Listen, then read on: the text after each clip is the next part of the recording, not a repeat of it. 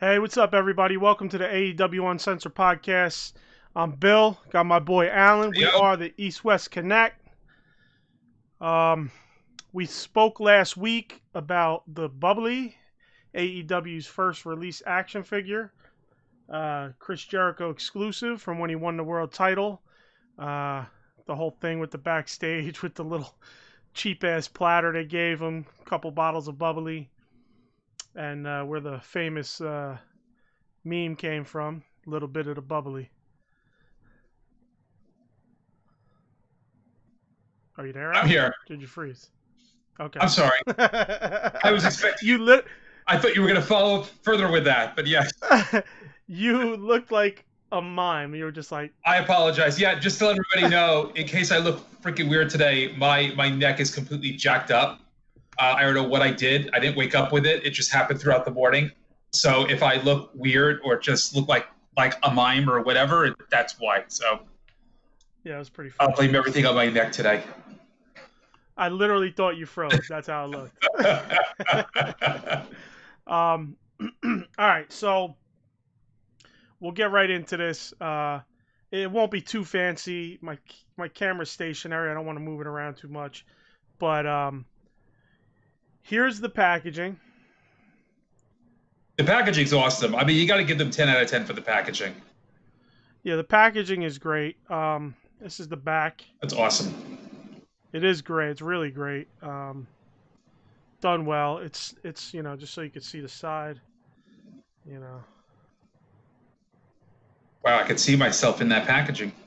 Yeah, it's shining. You probably see my gut right now. So... I had already opened this, obviously, as I got it earlier in the week. It kind of, you could cut the tape on all sides. I decided not to. I just left the one side, at like a flap. It's a little harder to close, but you open up the front, and then this comes out here.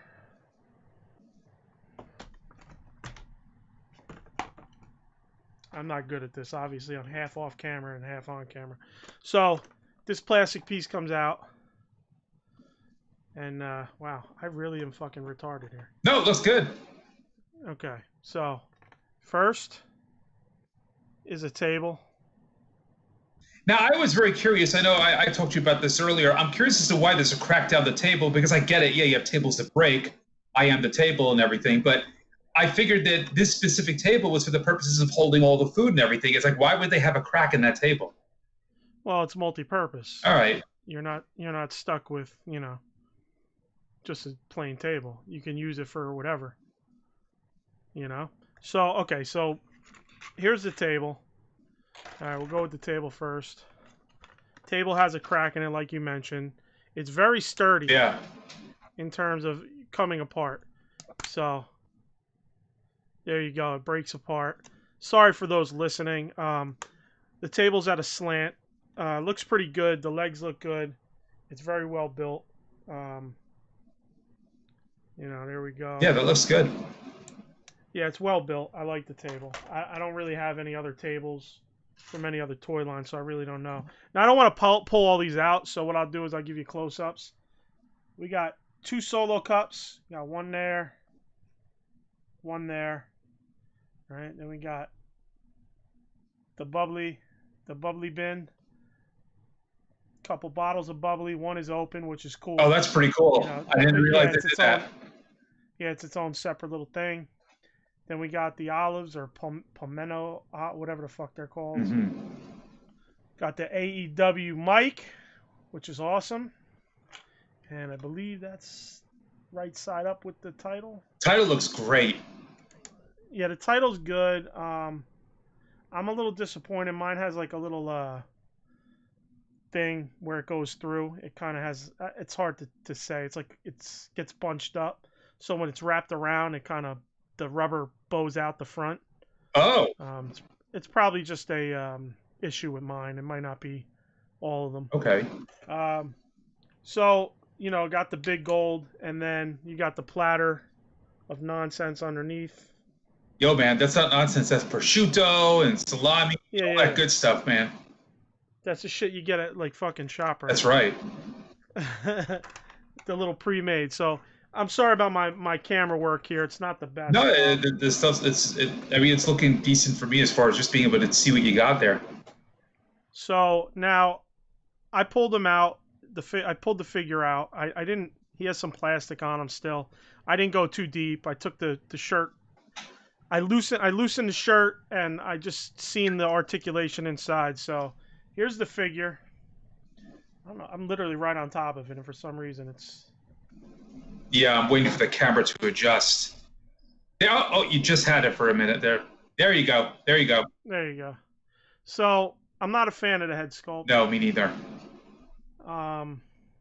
Again, we spoke about these toys and their head sculpts, so not really a big fan. The shirt's great. The build of the figure, the weight is awesome. It's really well done.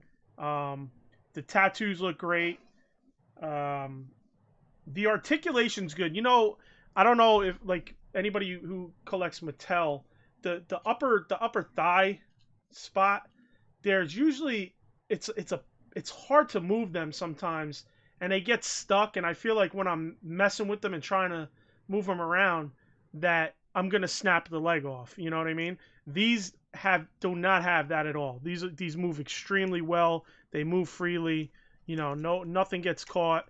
I don't like the plastic, which is something I've seen on the images. The plastic is almost cartoonish plastic, flesh tone plastic.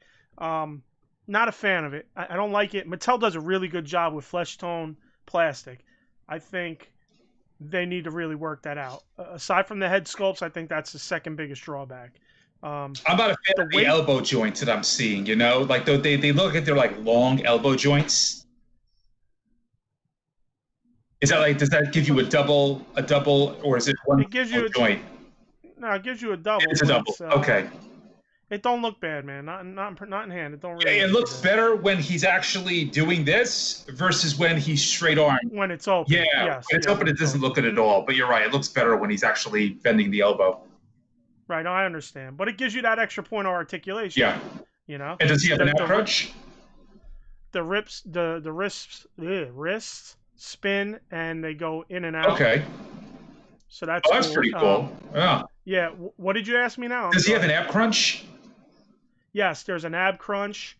Let me do the shirt. I was trying not to take the shirt off, but let me do the shirt because just to give you an idea. Wow, Jesus, this thing is on there, boy.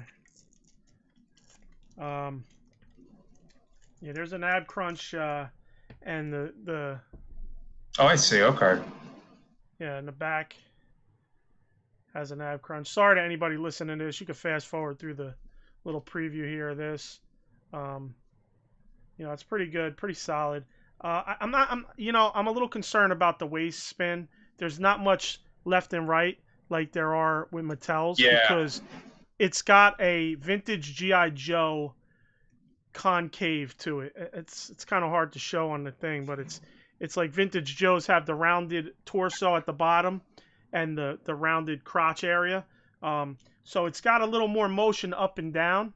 So it gives you that up and down and back motion, but it's a little rougher left to right.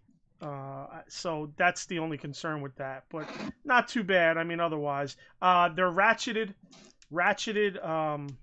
shoulders, ratcheted knees, ratcheted wrists. So I like the feel of that, the ratcheted feel. So you feel it click when you move him. Mm-hmm. So he's not bad. I mean, he's not bad overall. I love the build of it. It's solid. So it's a solid figure. Again, the plastic, the head sculpts, the flesh tone plastic needs to be changed. The head sculpts need to be worked on. I do like the hair. It's a 2-piece hair. So his hairline, right where the ponytail all the way around, that is a separate piece. So you can literally take his head and spin it all the way around. You know, I don't want to go all the way, just fuck with it, but, you know. So that's about it, man. That's about it on the bubbly figure. Oh, it's cool. Yeah, I kind of agree with you in terms of the positives and the negatives. I mean, for me, definitely the number one negative is that head sculpt. The head sculpt is just awful. I hate to say that. Yeah, I don't want to speak down to Jackson, the folks who made it, but it's like, yeah, I kind of feel like whatever scanning technique they're using. Not chat. Sorry, who made this? Oh, Jazzwares. Yes. Jazzwares. Yeah, Jax actually used to love. I collected a lot of the old Jax WWF. The guy in charge used to be in charge at Jax. Okay, so that's what gets me confused. He created the Classic Superstars line. Okay, all right. So the dude who created Classic Superstars is responsible for these. Yes. So I'll tell you what I find so interesting about that. I feel like back in the day when those Jax ones were coming out, and that was quite a while ago, I liked the job on those head sculpts more than what I'm seeing here. And that's weird because you would think, obviously, screening technology and such changes over the years, but I don't know. Right. Yeah, I mean, I didn't do too much with the Jax either. I bought a lot of the Jax figures. I was crazy with those. Yeah, I mean, I didn't do too much, but yeah, I mean, I could see again their body build was not too slick, because it was all like Rey Mysterio was the size of Andre, basically. So, which was strange. Yeah, I mean, he really wasn't, because there was a heavier body set. But other than that, it was like almost like Rey would be the same size as Hulk Hogan. Yeah. So, but hopefully, they get the scaling down. I want to wait to see what the Bucks look like in hand compared to Jericho and Cody and all that, because they're a little smaller than those guys. But yeah, it's pretty good overall. Cool. I will say they announced. So let's just go right into this then. They announced some more figures. One of them was a Darby Allin. There are 3 Darby Allins coming out, so now you have to hunt 3 Darby Allins. One of them is a chase 1-500. Here's my problem. I fucking hate chases because basically chases are the fucking case themselves. It's hard enough to just get a full wave of them, let alone now looking for a chase, because these stores do not re-up. Walmart does not re-up. Nope. There's not very many times that Walmart brings a secondary case of that same wave out. They bring literally one wave and they sell it and it's gone. So literally, if there's 20 collectors in that area, you basically one guy gets lucky and all the rest are shit out of luck unless they go travel and they beat somebody else in their own town. You know what I mean? So... Yeah, I've never been a big fan of the chases. I'm curious as to how it works in relation to, like, Mattel is doing their chase figures as well. They'll have their own Target exclusives, and then within the Target exclusives, they have a chase in there, which is extremely annoying. It's very annoying. It's like the Walmart chase, the Target chase, then the color chases in each wave for each store. So it's a little stressful. I can understand if this was like the 80s and 90s when toys were plentiful and they constantly had shit stocked up. But you go into any Target and Walmart right now, and it's a fucking disaster. There's barely anything there. I just was talking to a guy in Target yesterday. He happened to be he was an employee who happened to collect toys, and I was looking for the new G.I. Joe line that's Target exclusive, and he goes, "Yeah, man." I go, "Listen, man, I'm just trying to get him, because if I don't get him now, what's up, Eddie? If I don't get him now, I'm not going to be able to get him because somebody's going to beat me to him, And he's like, "No, I get it." I was like, "Because you guys don't restock." He goes, "You're right." He's like, 54 days between Marvel Legends being empty and being restocked. 54 days. He said he counted. And I'll tell you what, I work with Target and Walmart in what I do. I have my own complaints about how they do from a business standpoint. A lot of this I'm going to lay at the feet of the toy companies themselves as well, because they don't have proper distribution practices. Hasbro's distribution is the drizzling shits. I think that's a cause for a lot of the problems with their situation with the restocking with what they're getting in. I don't know whether or not Jazzwares would be having the same type of issues necessarily, but there really needs to be an improvement with distribution, with the fact that, like you said, it's not like how it used to be back in the day. These things are not as plentiful as they used to be. And a lot of that goes down to the parent company's distribution methods and then how they work with these partners who hold the exclusives. And again, I'm speaking from experience here, that there is definitely trouble on both sides of the fence, I think, when it comes to these figures. Not to get us off track, but certainly for G.I. Joe, that is definitely the case.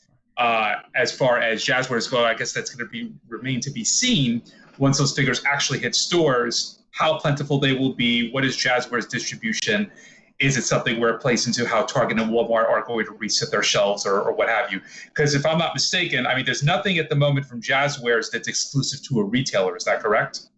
No, there is. There is. The AEW figures are exclusive to Walmart.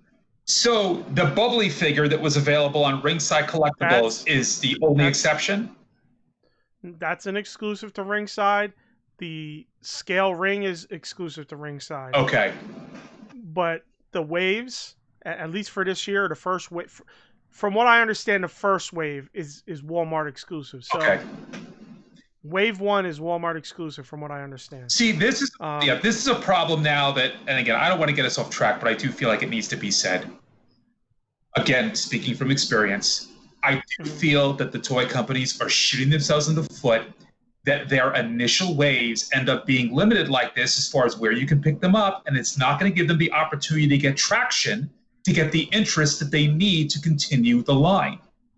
You've got a brand new line here from this company that they really want to make a mark with, and if they're going to decide, well, this is going to be exclusive to Ringside, and this is to Walmart, and this is to Target, the line itself is not going to get a very good foothold with the consumer, who is going to want to do a deep dive into buying this stuff. And that's a problem that I'm laying at the feet of the companies, and I think that Hasbro is shitting the bed at the moment with that as well when it comes to G.I. Joe. There's a time and a place to do exclusives like this. It's not when you're beginning a line where you are leaving a shit ton of money on the table as far as I'm concerned. That's what I feel is happening here. You are leaving a shit ton of money on the table by operating this way with the birth of a line. I get if you want to do it when it's a year or two in and you can judge how sales are going and you can judge what you feel you want to make exclusive and what you don't. But when you're initiating a line, I am in complete disagreement with this business method. I get they have to operate with Target and Walmart. I understand that they have to do it from a monetary and a business standpoint, but have somewhat of a significant portion of your line that is strict retail, available everywhere. Give fans an opportunity to want to actually do a deep dive into the line and get started collecting, because this is not the way to do it. I agree. It's already hard enough to find this shit. We needed the fire effect for that. Sorry. Oh, sorry. Yeah. I was slacking. I wasn't expecting a rant, but I felt that was less of a rant and more of a legitimate, Yeah, and again, I want to be clear. I'm not speaking of this just simply from the standpoint of a fan. I'm speaking to this from the standpoint of somebody who works adjacent to the business. Let's leave it at that. All right? I work adjacent to the business where I understand how this works, and I feel that these companies are shooting themselves in the foot right now with this. That's my opinion. But we'll see. Time will tell. Yeah, time will tell. And I do want to correct myself. You can get Wave 1 on Ringside. But, I thought I saw something else on Ringside, yeah. All right. I do want to correct myself. But retail in brick and mortar, the only place you could get them is Walmart. Okay, there you go. I can't go through my distributor and get them. I asked. They said it's Walmart only for now. Obviously, Padour probably has a very good relationship with Ringside, so they made a deal on the side where, hey, you guys could have it, and Walmart can be you could be the online, and Walmart could be the brick and mortar. Yeah. So anyway, let's get back to the good shit about this. Orange Cassidy was shown. He will be able to put his hands in his pockets. I believe we spoke about that in the past. Yes. Which is fucking awesome. Soft goods jacket, soft goods shirt. Padour showed a prototype on Twitter. We'll see what the final looks like. It didn't look bad, but it wasn't the final. Pac, they got a Pac, looked good. Pac's not the most, as Ryder and Cardona and Myers would say, toyetic, or whoever they snatched that from and used it on their podcast. He's pretty much basic, black trunks, black tights, all that shit. I think he comes with a couple heads, which is awesome. Then there's the Darby. Darby, there's 3 versions. There's Darby with the half paint all the way down his body, which is the exclusive. Comes with a skateboard, 1 of 500. Looks good. Then there's another one with a skateboard. That's not a exclusive. That's not a limited edition. That's just the regular variant, I guess. Right. And then there's the one with no skateboard. So there's 3 versions of that. He mentioned hikaru shida. Not sure if he just said it to get people interested or pique their interest. I feel like there was another one that he might have mentioned or might have shown off. I don't think so, though. I think those were the 3. Okay. All 3, I mean, more so Orange Cassidy and Darby I'm looking forward to, because obviously Pac has had figures with the WWF. That's right. So, that's right. What about you? You see anything on the figures? No, I mean, I will say the one I'm looking forward to the most of that is probably Orange Cassidy, just because of the fact, well, not to mention he's probably one of my favorite of the characters. I do love the idea of they're going to be able to get his hands in his pockets. That's pretty innovative. That's not something you've really seen before in any toy line, to my knowledge, where you can do something like that. So I'm very curious to see how they're going to implement that feature. How they do it. Yeah. Because it's not going to be soft goods. Right, and that's the thing. The fact that it's not going to be soft goods, I'm hoping it's not going to be so outlandish where it looks like you're literally like sort of like, with G.I. Joe, you're going to put like Snake Eyes' knife in a sheath. I hope they're not going to be so exaggerated to the point where it almost looks like slots, like actual slots that are going to bulk out that you stick the hands in, and it might look a little right, silly. which is what I don't like about like modern military action figures. Yep. The holsters are too big. Yep, that's what worries knife me. sheets. Yeah. So we'll have to see. Here's what I'm thinking. I'm thinking if they could do it with a rubber of some sort, or like a soft plastic, where it's a little flexible. Because the hands, you make it big enough and flexible enough, and you situate it right. Once you put the hands in, the hands can expand that soft plastic. You know what I mean? Yeah. That might be the way they go about doing it. Because hard plastic might be a little much. Yeah, exactly. That's what makes me curious as to how they're going to exactly pull that off. If it's going to be, they're going to have to be just right. It can't be too hard. It can't be too soft. Mm-hmm. And it's something that's going to have to obviously aesthetically look decent and display well. Yeah. So we'll see. All right. Yeah. So I mean, we'll move on from toys. We love toys. We can talk about it all day. But we don't. We know all of you fans of AEW aren't necessarily into toys. So we'll get back to the normal shit now, especially the people that had to bear with us listening to this on the podcast. Going over the bubbly figure, which I did a fuck, just so you guys know that didn't see it. I did such a bad job getting it on camera that it really was a bad review. I just could not get I literally felt like I was putting it right in front of it and still missed it. It looked okay, man. I mean, considering the fact that this. Listen, you're biased, bro. Hey, I call it as I see it.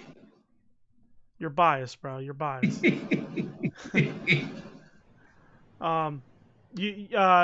So what do you got? What do you got for me otherwise? Well, a couple of interesting things. One thing that isn't very surprising at all, I'm sure everybody saw this coming. Chris Jericho's cruise was postponed. It's normally something that I believe takes place usually in January each year. He decided to move it out actually much further. It's now going to be sailing from Miami to Grand Bahama Island on October 21st, 2021 through October 25th, 2021. So it's been moved out to next year and to further in the year. When I heard this, that he moved it to October, the first thing that popped in my head was hurricane season. Yeah, that's a problem. Who the fuck wants to be on a boat in the middle of hurricane season? I was thinking the exact same thing. It is a problem to have it during that time. And not to mention, again, bringing my work and personal life into the whole situation, I really question if cruises are going to be good to go even then. Well, you're a fucking germaphobe and a half. It's more than that. It's much more than that. I think that of everything that's shut down at the moment, cruises are going to be one of the very last things to come back online reasonably, where people will not worry about getting on one. So I don't disagree with you, but if there's a vaccine by then, sure. So we'll see. We'll see. And he could always move it again. I agree with you that it's what he probably should have done, quite frankly, is he probably should have simply shifted it to January 2022. I think that would have been safer. You avoid skip the year. Skip the whole year. You avoid hurricane season. You simply move it out one full year. They could do something in place of the cruise for that normal slot where they would normally do that event. And then bash the beach or something, exactly. And then it at least can go on as scheduled, because then you can also continue on schedule. Now, if they hold it in October 2021, let's say that happens successfully, when's the next one? It's not going to be January 2022. So what are they going to do? It now throws them completely off kilter. So from a scheduling standpoint, I in addition to the hurricane season, I disagree with the scheduling standpoint. I think, they should have moved it to the exact slot they chalk it up as a loss. Chalk it up as a loss for a full year. Everybody else is, man. It's like every other business right now is in the same boat. And at least AEW is in a position where, so the cruise doesn't happen, they could still do an event of some sort in its place. It's not like the cruise doesn't happen, that means the event doesn't happen. Whatever Chris had planned for the cruise, from a storytelling standpoint, anything else that they were going to do for the event can be done anywhere else. So We'll see where it goes. But I really questioning that specific date. So we'll see. Yeah, we'll see what happens. The other thing that I had, which I was talking with you about a little bit before the show, which I found very humorous. So for those who don't know, I wouldn't necessarily say that ESPN has a relationship per se with WWE, but they certainly do have, I guess they're adjacent to each other. ESPN's been putting a lot of WWE, like old pay-per-view events and things like that. I think Vince McMahon is trying to get into a thing where they're going to be airing other things. The reason why I'm bringing up WWE is that ESPN has like a WWE news section. Because you're a mark. Again, not for the current product, but what I found funny was that last week, or this past week, on the WWE section of their news, they had an article on Orange Cassidy, calling him the breakout star of 2020. And I found that hysterical, and I don't know whether or not it was an error. I don't know whether or not ESPN has had other AEW news sparks of any sort. I don't recall ever seeing it. I was looking a bit through the tab to see if I had perhaps missed anything else, and everything else that I at least was seeing was all WWE related. I found it interesting that they threw an AEW piece here calling somebody else the breakout star of 2020. Well, I think they kind of lump wrestling in like it has been for the past God knows how long, since the 80s. They've lumped most wrestling in with WWF, just like they do that with UFC. Maybe not mixed martial artist journalists, but the broader journalists, maybe like a NBC or a Fox or a ABC, they would refer to MMA maybe as UFC. Right. You know what I mean? Because it's the biggest in the business. So maybe that's why. Maybe it's just kind of where they filed it under versus setting a whole new tab, as you said. Yeah.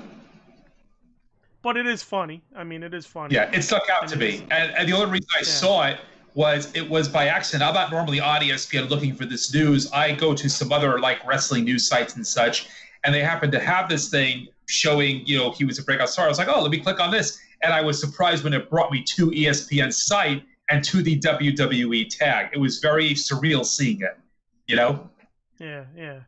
No, that's cool, man. It's good to get a little bit in there. Yeah. Especially like you said, under the WWE tag. Yeah.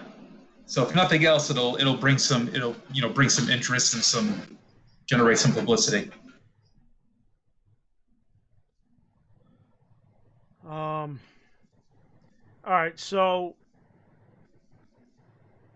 here's something I kind of want to touch on. I can't remember if I touched on it last week or not, but they threw hints like about the open challenge with Cody Rhodes.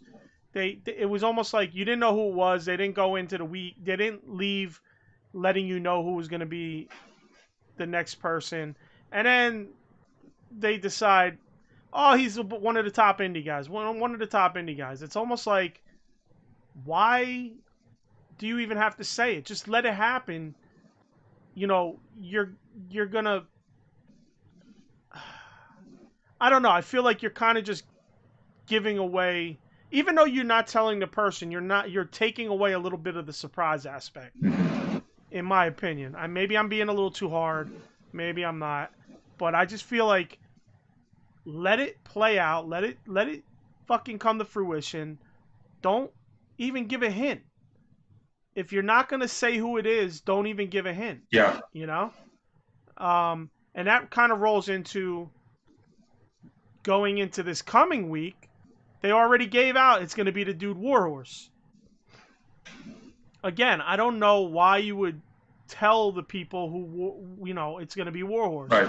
Do you want to surprise the people? Do you want the maybe get the fans that wanted Warhorse to be the guy to watch? I mean, in my opinion, if they're the ones throwing you the name, they're already watching, you know? Do you want the casual fan to maybe go search him out and see if they want to watch him? I mean, maybe that'll work against you. You know, I don't know. I just feel like it would have been nice if he just popped out and did his thing, you know, without being known. I agree. The whole idea of the open challenge, in my mind, is that exactly you come out, you go to the ring, you're the champion. All right, it's another week. Who wants at it? Right. And then you have somebody pop out. If it was more of a weekly surprise, I agree with you. I think that would be a lot better. I think you take a lot of the wind out of the sails of the entire concept when you are announcing in advance who is going to be. Because first of all, that's not an open challenge. If you're saying that the open challenge is going to be Cody versus whoever else, that's no longer an open challenge, just another match on the card that you're announcing. Where's the open challenge part? Right. Well, I mean, I think they're using the people from outside AEW can hop in aspect of being the open part of the challenge. You know what I mean? But you're right. Why? You know. I just feel that it's more harmful than helpful. I feel that, you know, you're trying to, again, you want to keep bringing people back to the table. You want to get people to keep wanting to watch. You may have a segment of the fandom that's like, oh, well, this is so cool. This is an open challenge. I wonder who's going to be next. It's an exciting thing where you're just wondering who's going to pop out. And I kind of like that. I like that mystery where you're not necessarily knowing what's going to be happening each and every week. Right. You know, I think it's very cool that, yeah, they do try to entice you each week. Again, this brings you back to when I was a kid. You know, next week on Superstars, it's going to be blah, blah, blah, blah, blah. And they're kind of like setting up a card the way they would do a pay-per-view. And that's cool, and that entices you to come back next week. But I like that you would have at least one match on that card be a mystery. You don't know who it's going to be. It's a surprise. And here's the reason why giving away, even saying anything about the independent, you know, from the week prior, from this current past week, one of the biggest independent stars in the world. All right, even throwing that hint out there takes away from other possibilities that you have in your mindset that could draw you into watching the show. So then after this week, now they go and instead of hinting, they tell you it's X. So now it's Warhorse. So now you've 2 weeks in a row have taken away the surprise aspect of possibly being Matt Cardona, who's been a guy that has been kind of hinted at or teased or shown a lot with Cody, being his buddy. Now, whether you want Cardona or not, you still have Cardona out there in the wings waiting to possibly be this guy. Okay? He couldn't have been the week prior. He could have been this week. It wasn't. He could have been next week. It's not. But if you didn't say this, one of the biggest independent stars, everybody could speculate that it was going to be him. Oh, this is the week. This is the week. He's free. You know? But instead, they already hinted to you. Now, next week, it could be Cardona. Let's get all hyped up and watch and see who it is. Is it Cardona? Is it somebody else? No, because they already gave it to you. Okay? And you know, I've said it on the podcast, Cardona is not my go-to guy. He wasn't on my list of guys to bring in. No. But I'm not going to cry about it. I think he'll do well. But, you know, like, it's something you're taking surprise off the table. Yep. Maybe I'm being looking too deep into it, but no. I'm sure there's plenty of people that feel the same way. I think you're right. You're shooting yourself in the foot is my opinion. Right. And we've pointed out when they do. And I love AEW. I watch AEW forever. I have nothing. I don't hate anybody in AEW. I may criticize people, but it does not mean I dislike them. You're just criticizing what you see. If you don't criticize, it's like if you're my best friend and you're not telling me the truth, then what kind of friend are you? You know what I mean? Yeah. You're not a good friend. Because if I'm sitting here with boogers hanging out of my nose and we're at a fucking fancy party and you're not telling me that, you're not helping me, man. You know what I mean? Like, you got to let me, motherfucker, you got boogers you got a booger hanging out of your nose. We're trying to dine with these people eating caviar. You got shit on your nose that looks like caviar. Get rid of it. You know what I mean? That's what I want from a friend. So, to me, I'm AEW's friend, and I'm going to be the best friend you can ever have. Was that pun intended? Best friend? Shit, man. No. I wasn't thinking about that. It wasn't intended, but you just made it. You made it a pun. So I am the best of puns and dad jokes. There you go. So my point is, like, this isn't hate. This is more like constructive criticism in maybe an over-the-top, feels negative kind of way. Because, I mean, if you can't rant, I'm a ranter. I like to rant, you know. Obviously, look, I got flames for when that happens. There you go.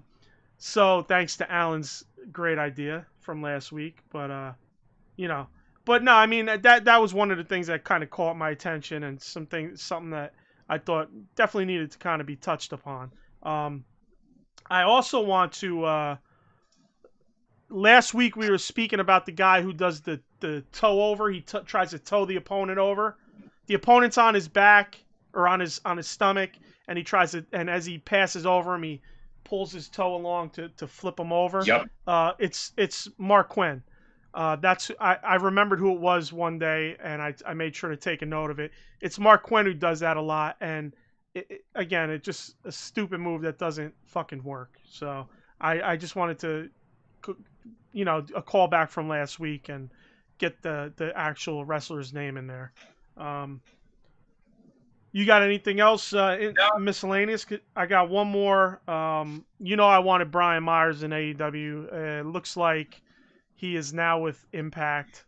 It's crazy, man. Impact is just making this big splash now. They're grabbing all these guys. And where are they? Where do you watch it? What is it on? You know, I myself don't even remember what network they're on because I feel like they keep jumping networks. I honestly don't know what their network is at the moment. That's the problem. Is Eddie in the chat? Does Eddie know what network in the moment? I don't. He was in there earlier. I don't. He hasn't said anything in a while. But it goes to show you it's such a hard product to follow because of the fact that they do jump around a lot. Like even before they just completely crashed and burned, they were jumping around to a point where you just didn't know where they are. So yeah.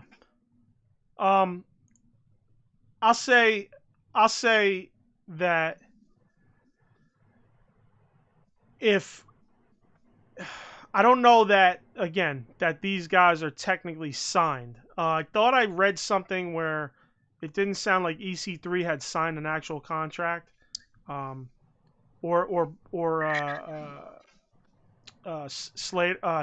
Miller. I'm not sure. He's AKA Heath Slater. I couldn't remember. I don't remember who, but I thought I heard a little bit of rumblings that necessarily they didn't have an actual contract signed. So we'll see. I mean, you never know. Yeah, I'm a little confused how these work today, especially like AEW's the same way. When you'll sign somebody to the brand, but does that mean that they have to stay there, or can they go to New Japan? Can they do other promotions? It's not like WWE. There seem to be more options for other guys now. So I don't know. In fact, I want to get into that a little bit when we start talking about Eddie Kingston, because like Eddie Kingston, same deal. I don't know whether or not, NWA Power is not officially kaput yet. So I don't know whether or not Eddie Kingston is still signed to them, where he can still appear there and he can bounce back and forth if and when they do return. So there's an example. Something I was going to bring up during the show, but I might as well bring it up now, is that I don't know what his situation is, and it may be where he can perhaps bounce around. Yeah, I mean, they might not have solid contracts. They might have appearance contracts, shit like that. Yeah. They might have a few guys under contract and then, guys that are on appearance contracts. Yeah. Let's definitely talk about that, but let's do that once we get to... Sure. Let me see. Larry just messaged. Access Channel. Access. Okay. It used to be New Japan. That's right. They bought Access. See, yeah. I can't keep track of where they're going. Yeah, and here's the problem. Not everybody gets Access. I didn't get Access with Cablevision, and now that I'm off Cablevision, I don't get it with Hulu. So it's not helpful to me. No, I have no idea if I can get it through Optimum. I probably can. I could stream it somewhere, I'm sure, but Yeah. No, it's not on Cablevision. Optimum. It's not. Oh, that's right. They're one and the same. I almost forgot about that now. Yeah, you're right. Yeah. Okay. Let's get to Dark, man. Let's get this. I actually got a lot of notes for Dark. Okay. More so for one match. Oh my God, I don't know how I'm gonna be able to read this and talk about it at the same time without sounding like a moron. But all right, so Dark, Chanel versus Shida. Okay, it was Shida. So I was watching a little bit. I was more fucking around on the phone. What was with all that hair bullshit in the beginning? Dude, this is really freaking weird. This entire thing with pulling out the comb and combing the hair. It was fucking stupid. It's a really weird angle. I get it. They're trying to do something unique. First of all, whenever I think of the name, I keep thinking it's Coco Chanel. It's like every time I hear the name, that's all I think of myself. It's Coco Chanel. But it's a very weird thing. It's not unique. It's just dumb. Yeah. It's dumb. Yeah. It's pretty dumb. And again, it's one of those gimmicks that I think takes you out of a match. It takes you out of 100%. So it's just freaking odd. I don't know. It didn't make sense. It kind of marred the match for me. It was just like, really? Exactly. I did catch the end. I felt Shida had some real smooth moves in there. She did that. The stalling suplex was real impressive, man. Yep. That was real impressive. She had her up there for a while. And then the Falcon Arrow at the end, she kind of went up for her. Chanel did what looked to be like a block on it. Yep. And Shida still, after all that, had enough in her to get her back up and hit the Falcon Arrow. So she really impressed me as always. She's killing it, man. I mean, she's great. Love Shida. Fucking shitty that she had to be in there with fucking hair whips and combs and shit. It makes her look stupid too. You know what I mean? It does. Well, she has to be part of it. Yeah. Right. It just makes her look bad. Yeah. What do you got? Anything? I mean, I didn't take a lot of notes. I did enjoy the. I can briefly go through what I did enjoy that stood out to me. I did like the best friends tag match against Pierce and Savvy. I didn't watch it. I thought it was pretty good. I mean, again, best friends. I don't know where I land at the moment as far as whether or not I think they should be getting a push. They're a little silly, but I thought it was a decent match otherwise. Again, the whole Pierce Savvy, are they an actual team, or again are these two guys that are just thrown together?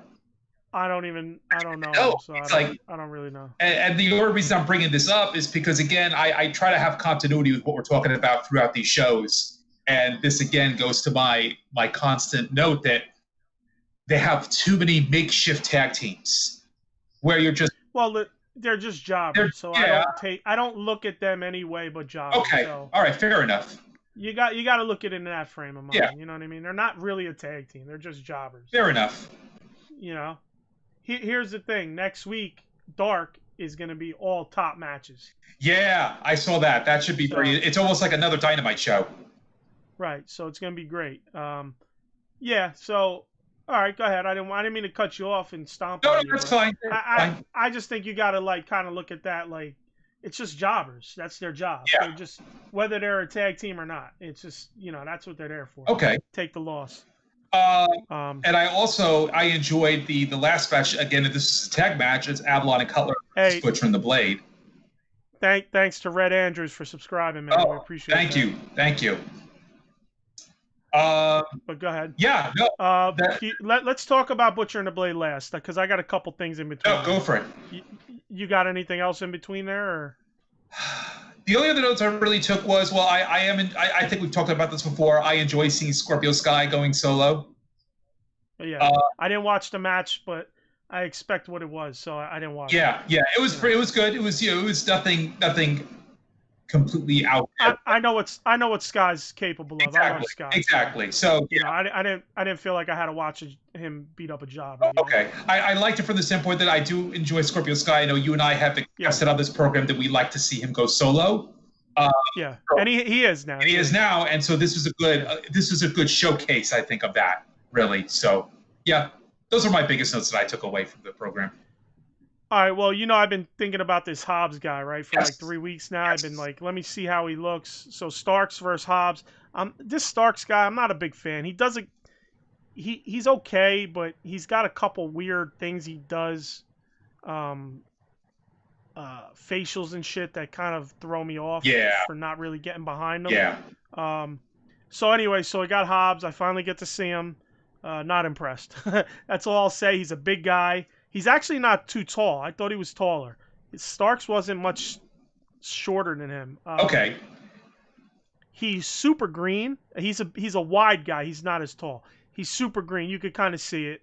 So that's why I wasn't impressed. I don't hate him. I'm not saying I hate him or dislike him. I'm just saying like I was like, let me see. I wanted to see what his possible capabilities are for moving from the job squad to maybe making moves towards being an actual regular on the show. Yeah. Not Dark, not the Jobber Dark show. Maybe 5 years from now, I'd like to see where he's at and go from there. I think maybe 5 years from now he's been out there enough where he's polished up. Yeah. He's got some nice suplexes, but a big guy. I expect he has good suplexes. And then you got Darby versus Anderson, right? Robert Anderson. That was hold on, I think I took this. Yeah, it was versus Robert Anthony. Fuck, I said Anderson. I knew I was messing that up. Yeah. I didn't feel like going and rewinding. I should know because he's actually pretty solid and pretty much a regular. So we'll just get to the end of that. Cage comes out, attacks Darby. Anthony tries to help Darby out. Starks hops in to get him out of the way, and then they just both attack Darby. So, I mean, they're setting that up. Taz kind of gives it away that Starks is part of the crew now. Yeah. So that's another addition. So they did it well. They used Dark to do it. And obviously on Dynamite you'll see a little more of that, but which we'll talk about. But yeah, it was cool. It was cool. It was a nice little ending. I didn't watch the match fully. I watched bits and pieces of it, but I knew about the ending, so I watched that, and yeah, again, just worked out to show what they're about. Yeah. All right, I'm gonna let you go in on Butcher and the Blade versus Avalon and Cutler. You know my stance. I'm a Librarian and Cutler fan. So I like Butcher and the Blade a lot. But, oh my God. Go ahead. You go because I might have to put the flames on for this one. I want to hear what you got to say about this. I mean, there were with Leva Bates trying to get involved,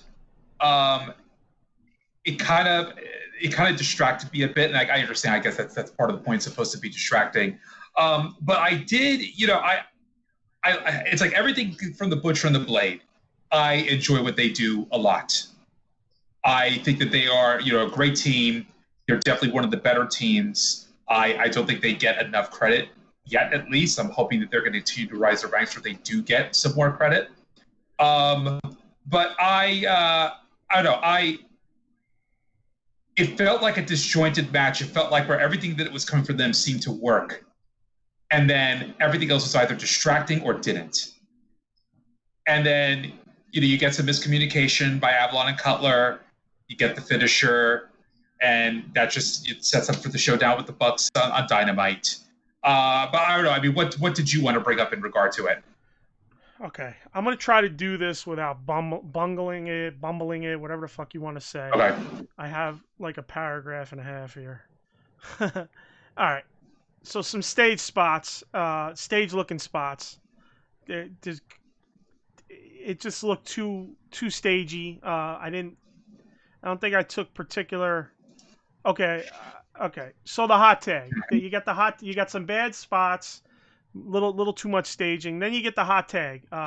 Avalon to Cutler. Cutler hops in. Blade waves him in. Cutler hops in, and then Blade waves him in. And not only does Blade wave him in, he runs towards Cutler with his hands down to take a clothesline. Bro, it's too staged. I didn't think of that part. At that point, yeah. Let's not and the wave thing. Let me put the flames on. Oh, good. We'll get to see. I'm gonna put the flames for the first time. Because I have to read these fucking notes. It's not gonna be as wild, but I'm gonna break it down how I wrote it. Okay.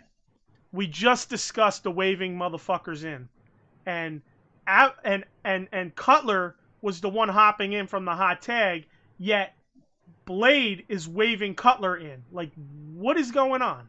Enough, okay? And then he runs towards Cutler with his hands down just to take a clothesline. Okay. Couldn't look more fucking fake than that. All right. Few more moves. Then you get Blade gets caught in the middle rope, right? Cutler's turning his back to kind of set up a move. Butcher runs in. Cutler dodges. Butcher, okay. He dodges. Before he hits him, he hops out of the ropes, kicks Butcher in the head, right? Butcher staggers to the middle, sets up Blade. Blade leans out as he's still caught in the middle rope, leans out. Cutler hops in, gives him the leg drop, okay? Then he runs towards a stunned Butcher, who throws a clothesline. Cutler ducks, jumps up, hits a moonsault. Now, while he's running towards Butcher, right, Blade rolls out after the leg drop. He rolls out to the left side of the ring, which is Cutler and Avalon's side. He's still over there by the time Cutler gets to the corner, does his moonsault onto Blade, or Butcher, I'm sorry. Now, then, for some odd reason, Cutler gets up, and Blade decides, or this is how they planned it apparently, because Blade runs all the way from the left side of the ring to the right side of the ring, their own corner, and waits on the outside for Cutler to do a dive on that side. He looked like he was sprinting across the ring to get to the other side to act dazed. Yo, bro, you just ran over there, now you're acting dazed to take a fucking suicide dive. What the fuck is that? How about Cutler just fucking suicide dive you on their side of the ring where the fuck you were? You know what I mean? So I don't understand that. It didn't make fucking sense to me. And the other thing with the moonsault onto Butcher, I noticed this about Butcher, man. Butcher misses a lot of guys. Yeah. I don't know if you notice it. I love the dude. He got a great look. I don't mind it, but he misses a lot of guys. So that looked pretty bad that he basically all but missed Butcher, and Butcher sold it, which is, what are you going to do? You know what I mean? But, so that was just fucking, that just annoyed me, that whole fucking, like, just go back on YouTube, anybody listening, and watch what the fuck happens right there. Literally, he fucking sprints across, you see him sprint across the ring on the hard camera. back to the other side to take a dive, when all he had to do was stay where he was and take a dive on that side. I don't get it. I don't really know. Maybe I wasn't paying attention to how the ending set up. I'd have to rewatch that myself now too. Yeah. Maybe there was a setup that was going on to end the match that I didn't like take note of at the end. But so all right, let me see what else I got here. Yeah,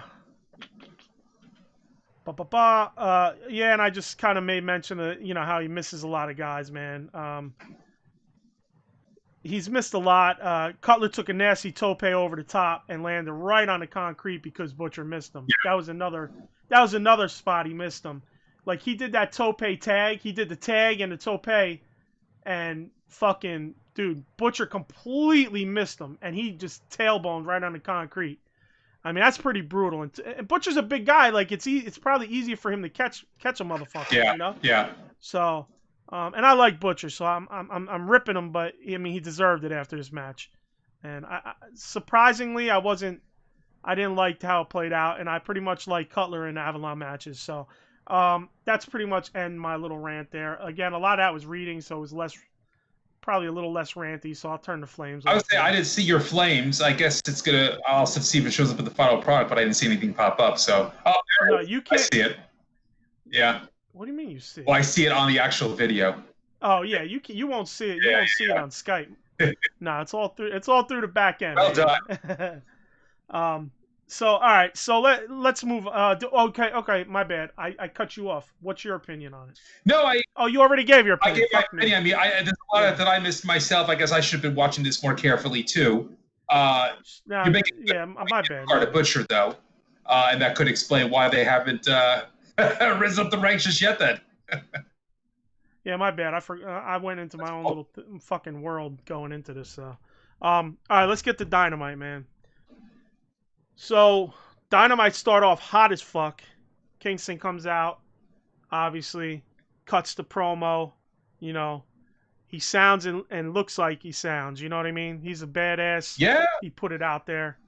And he's always been a great promo. I mean, he was a great promo on NWA Power. Right. It almost didn't even sound like a promo. It just sounded like him just spouting off. Right, being him. That's basically it. It was sound about right. Bombs. He sounds like a badass. That's what he is. Yep. Now, okay, he goes, I want to know DQ. Okay, I don't know how he put it. I don't have his exact words written down. He wants this to be a no DQ. Yep. Here's my fucking thing. When the fuck is any match a DQ at this point? There isn't. So what was the point?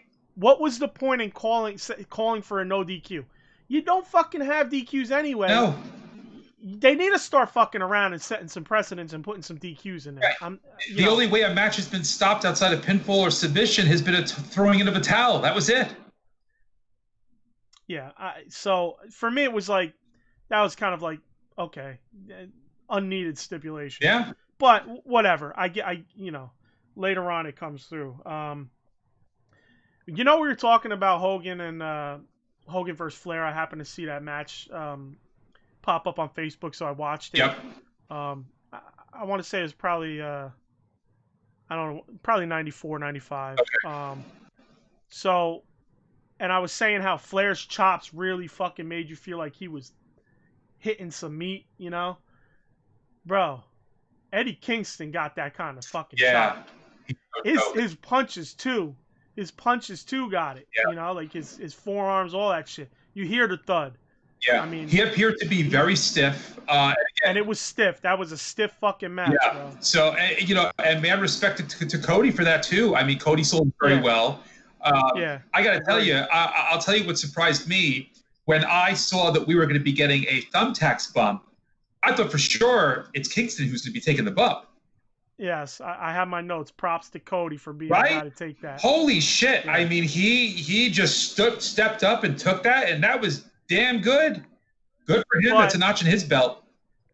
But Cody's trying to be that guy. He wants to be that guy that shows, like, I'll do anything. You know what I mean? Yeah. So he's kind of, like, had that mindset since AEW started. Even since he left WWF or WWE, he's kind of had that. I'll do whatever the fuck it takes to get over and to show that I'm not, I'm in there with the guy that'll take the tack bump, but I'll be the guy to take the tack bump and throw everybody off, Yeah.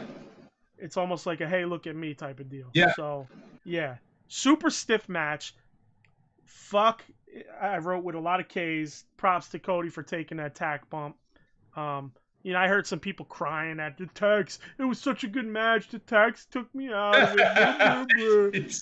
Shut the fuck up. Welcome to wrestling. This is how, Shut up, man. Set up a precedent, and we have it. It's not something you pull out every freaking week. Right. The tax were fine. It kind of gave that whole Eddie, the Kingston fucking being a badass vibe. Yeah. You know what I mean? Like, you know what I'm saying? The whole DQ thing. So that's where the whole DQ thing comes from. Like I was saying, very stiff shots.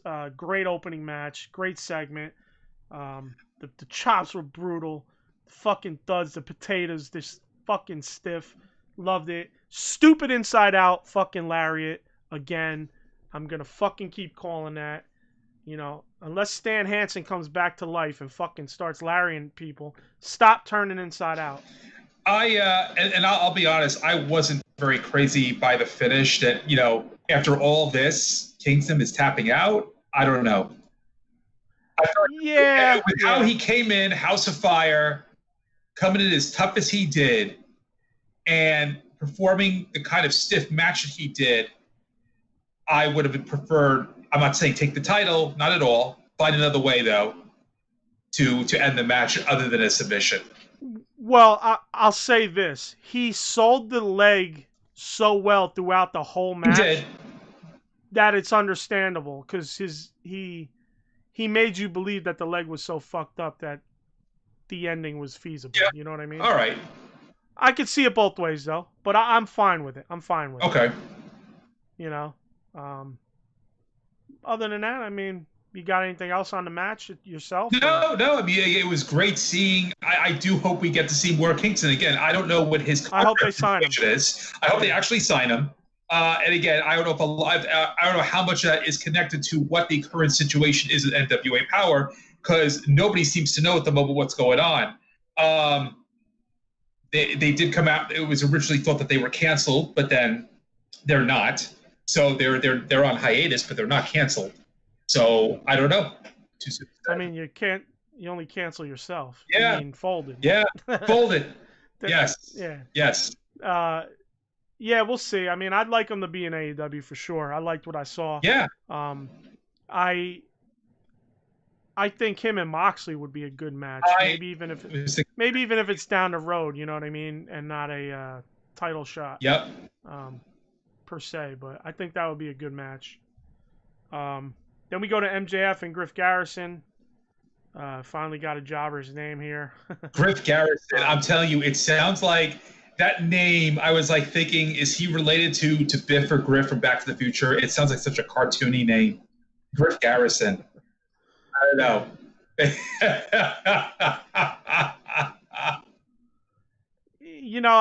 This got over. This got him over with the whole undefeated thing even more.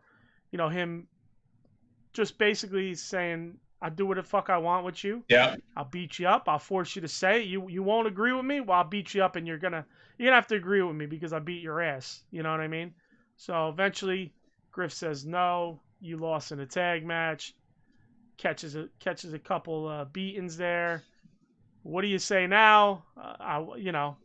Basically saying, unless you let me up, unless you fucking tell me I'm undefeated, I'm just going to keep beating on you. So he finally says, you're undefeated. Good mic work, obviously, does his thing. Oh, yeah.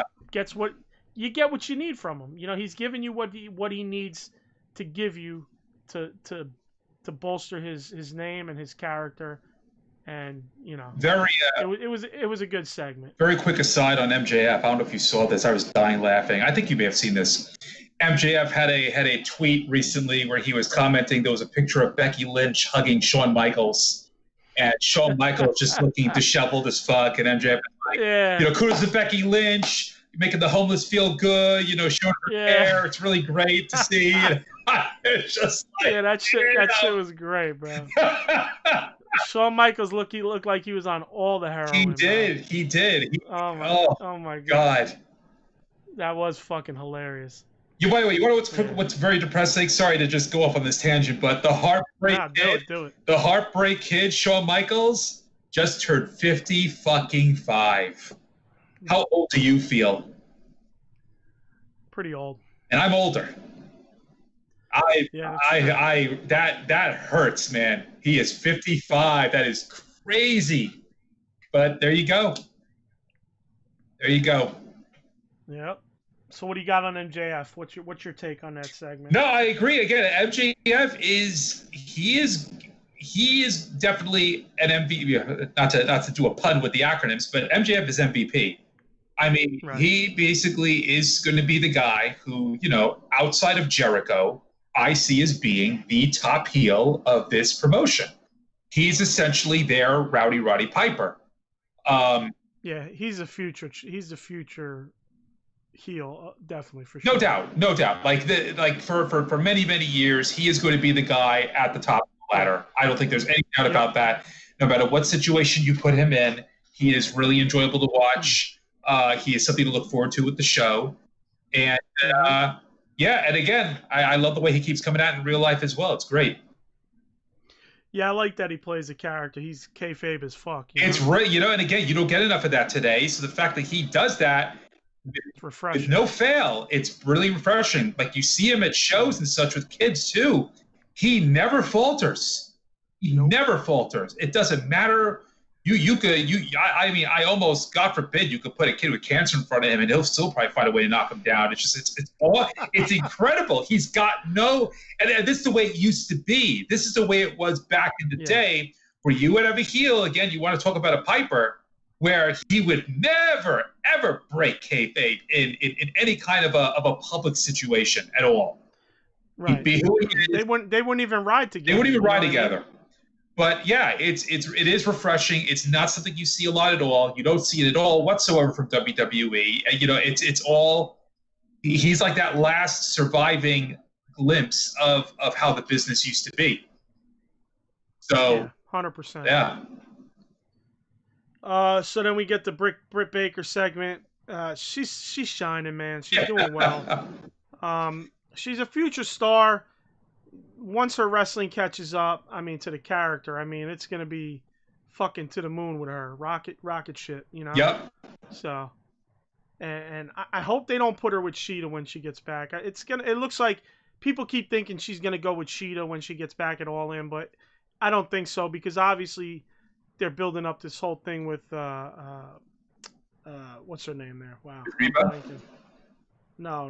Reba. Oh, Swole. Yeah. So we'll see what happens. I doubt it's gonna be Shida. So, but it's fun. It's always fun. It's funny because he was like, she's like, well, actually, my name's, and then she goes Reba, because her name is Rebel. So so it's like she was just about to say her name and get it out there to the masses, but now she's stuck with people still calling her Reba for however long. So I get a kick out of it. She plays that role great too, Rebel. Yeah, they're both great. They really are. It's I'm definitely future stars, certainly for that division, and I love the way now she's calling herself Michael Jordan. I think that's pretty funny. She needs to start selling out. She needs to come out in the number 23 jersey, and it would be funny. It would be a little hokey, but it would be funny if AEW can do a quick thing with Michael Jordan and get him on the program maybe at some point. That would be cool. Did you see somebody drew a artist sketch? I saw that of her with the nose and the hair flowing. Yep. In the Jordan's pose. I love it. Yeah, I love that shit. I got a kick out. That was great. So she posted on Twitter.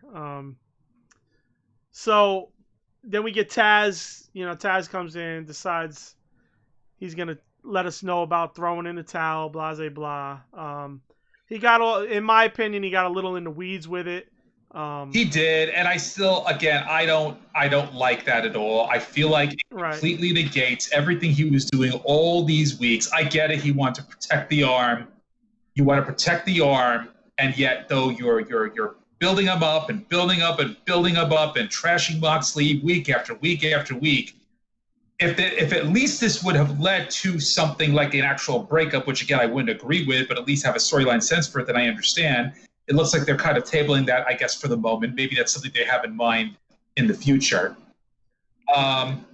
But yeah, I don't know. I just feel like, again, you've got Darby Allin now doing this feud, and I feel like that there was another way they could have gotten here, but I already fumed about that last week. So, right. He got a little in the weeds. I didn't hate it. Again, his explanation, it worked. Brian Cage, seemed okay with it. Then, of course, Darby comes out. So Darby's he's on the stage, the runway. He's on the rope. He's basically on top of the ropes. And like we spoke about on Dark, Starks kind of joined ranks. And out of nowhere, Starks comes like a fucking missile. Yep. And just demolishes Darby, bro. Demolished this kid. I was like, what the fuck? Darby was out. I don't give a fuck what anybody says. I don't think he was selling. Darby was out. Yeah. I saw a snippet of that on Twitter later on, and I thought he was out just right when it happened. You could see Starks trying to pick him up, and he was not budging. And he's done that before, but no way. I saw this clip, bro. His fucking neck whiplashed on the rope so bad. Honestly, dangerous as fuck. Very dangerous. That was dangerous. Like, not only, you could fucking break the dude's neck. You could fucking he's probably got crazy whiplash. Yeah. Obviously concussed because he got knocked out. So that was a little dangerous, man. He came in a little hard. I know knowing Darby's probably like, bro, hit me like you fucking Mack truck from behind. You know what I mean? But when it's one thing to say it, but when you're not ready for the exact impact, he didn't even like duck over his shoulder and look. Yeah. You know what I mean? Like a lot of times you see guys kind of like cheating to see when it's coming. Yeah. Bro, I didn't even see him coming. You know what I'm saying? Yeah, it was very dangerous. It was. I do think that may have been legit. That was nuts. Yeah, that was like, woof. I don't know, man. A little dangerous. And if he wasn't knocked out, which I personally, like I said, I think 100% he was knocked out. If he didn't, then Darby sold that shit like a champ. Oh, absolutely. Yeah, I was gonna say if that was done the way it should have been done, and that was not a legit knockout, then yeah, that was some damn good selling on his part. Yeah. Then you got Mox runs in for the save. They've been kind of slightly tied together on and off for a while now. Yeah. So it works. We'll see where the story goes with all them entangled. It looks like they'll be tag teaming next week against Starks and Brian Cage. Yep. So. Yep. Good stuff. Yep. What do you got on that whole? You have any of your own fucking notes there? No, I mean that's pretty much it. I mean, I pretty much agree with you. It was a well done segment. It definitely gets you excited for the match. Again, I wish they did have another way of getting around to it the way they did, but no, it's something I'm looking forward to for sure. All right. So, okay. Fire's going on. Yeah, I think you and I are about to get heated about the same thing. Do you want flames too? Sure. All right, I'm giving you flames. Are we talking about the tag team women's tournament? Yes. Okay. You're deeper in the flames than me. How the fuck, first of all? That's exactly how. Listen, that's exactly how I was gonna start this shit. Fuck. Are there enough women to even have a tournament, let alone a tag team tournament? Motherfucker, who knows? I don't even think you have enough women on the roster to do a tournament if you were going to do a tournament for the women's title. I think they're doing an 8-team tournament, so that's 16 women. This down. It's 16 women, 8 teams. Are there even 16 women right now in the promotion? I don't think so. I think there might be total, but half of them can't even get to the fucking States. So part of this, again, and this goes down to what I was arguing about earlier, but it's even worse here. This is just going to be nothing but a bunch of fucking makeshift tag teams of women who can't wrestle to begin with. This is going to be Yeah. the biggest shit show I've seen in a very, very long time. Here's the thing. Is this going to be like a lethal lottery type of deal? Like a battle ball? I'm not sure. Because they kind of made it seem like it might be, but they also didn't. Because they said who's going to be with who, but is that just like who's going to choose to be with who? Or is it going to be like a lottery where you don't know who you're going to be with? It's just going to be, But so their division, forget the tag team division at the moment. Their single women's division is not yet in a place to be able to properly promote something like this. Now you're going to do it with tag team. Yes. Outside of the jobber tag teams that I've seen face the Nightmare Sisters, who again, Allie's the only person worth a fuck on that team. Yes. Where's the excitement? Like, what are you building here? What are we going to see here? Is it really just going to be mystery women flying in out of nowhere and just surprise, I'm in AEW, we're going to be in a tag team? Right. They just got done saying that half the women's roster is out. Shida needs new opponents. Right. Shida put an open challenge. And now they're like, the following week, they're like, hey, we're going to do a tag team women's thing. Okay. So, your women's fucking singles suck. Okay? It's fucking god-awful. There's a few shining examples that are good, but overall it sucks.